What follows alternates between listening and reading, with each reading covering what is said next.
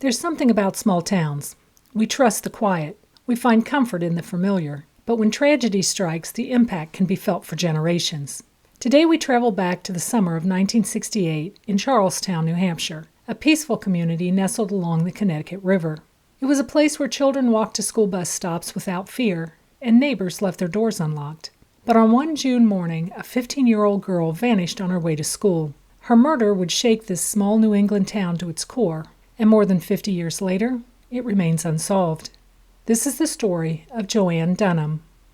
Hello, friends. My name is Marcia, and this is Midwest Murders. Charlestown, New Hampshire in 1968 was the picture of rural Americana. A quiet town with deep colonial roots, it had long prided itself on its historic architecture and Revolutionary War heritage. Life moved at a slower pace. Families gathered at local diners, teenagers biked along dirt roads, and folks still waved to each other from porches.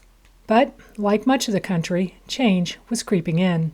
The post-war boom had brought new development to the area, including mobile home parks like the Raish Mobile Home Park, where Joanne lived. It was an affordable place for working-class families looking for a fresh start. Joanne's father, John Dunham, had once served as chief of police in Sheridan, New York. By the time of her death, he had recently moved his family to Charlestown and was managing the trailer park. A quieter life, or so it seemed. Joanne herself was just 15 years old. At 5'10", she was tall for a young woman and adjusting to her new surroundings. A sophomore at Fall Mountain Regional High School, she was beginning to settle into the rhythms of a new school and new community. The school had just opened the year before to serve several small towns in the area. It was a sign of progress, consolidating education and offering more opportunities. But for many students, it also meant longer commutes. Joanne's new life may have felt a bit isolating. Still, by all accounts, she was doing well. It was Tuesday, June 11th, when Joanne left her home around 7:15 a.m., heading to Route 12 to catch the school bus. A few workmen saw her waiting near the bus stop, about a half-mile from her home. When she didn't come home after school that evening, her parents became alarmed. When they learned that Joanne hadn't shown up for school at all that day, they called police.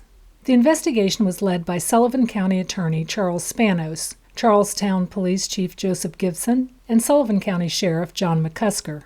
The following day, Wednesday, June 12th, at around 4:30 p.m., Joanne's body was found by David Haynes, a local farmer who had joined the search effort. She was discovered in a wooded area off Quaker City Road in a part of North Charlestown known as Unity. Some reports have listed the location as Crescent Lake Road. Either way, it was about 2 miles from her home, and in the opposite direction from the way she would have walked to the bus stop. Her body was found in a pile of leaves. Her hands were bound, and 2-inch masking tape was wrapped around her mouth and head. She was fully clothed with no wounds and no visible injuries. Dr. George Katsas, a Boston pathologist, ruled the cause of death asphyxiation.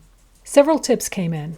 A fisherman in the area where Joanne was found reported seeing a light-colored car cross a nearby bridge that morning. A man was driving with a girl in the passenger seat, leaning against the center post on the passenger side.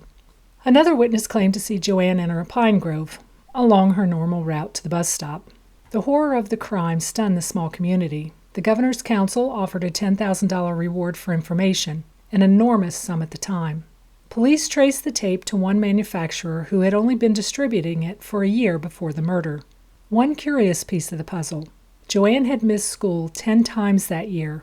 6 of those absences were on a Tuesday, the same day of the week she disappeared. Police disclosed that there were 3 suspects in the case, but declined to identify them.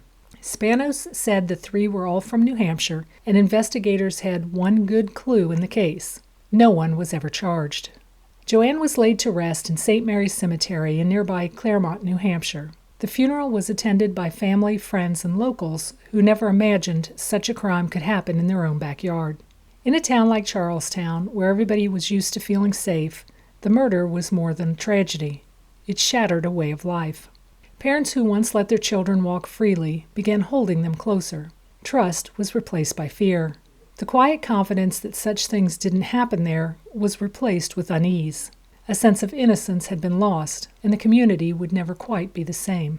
As I researched this case, I was struck by how little is known, how quiet the records have gone over the years. There were no follow-up stories, no official updates. but one detail makes me pause: the pattern of Tuesday absences. 6 Tuesdays before she went missing, Joanne skipped school.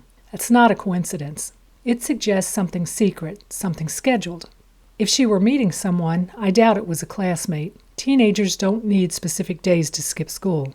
But an adult, perhaps an older man, that's different. That requires planning, secrecy. Could she have been entangled in something by someone she trusted, or in a relationship with someone who needed the secret to be kept? We may never know for sure, but if Joanne was meeting someone, willingly or not, it might explain both her previous absences and the way she vanished that morning. Joanne's life mattered, and her story is far from over. If you have any thoughts or theories about this case, please leave them in the comments below. Until next time, stay curious, stay vigilant, and may the truth reveal itself in the shadows.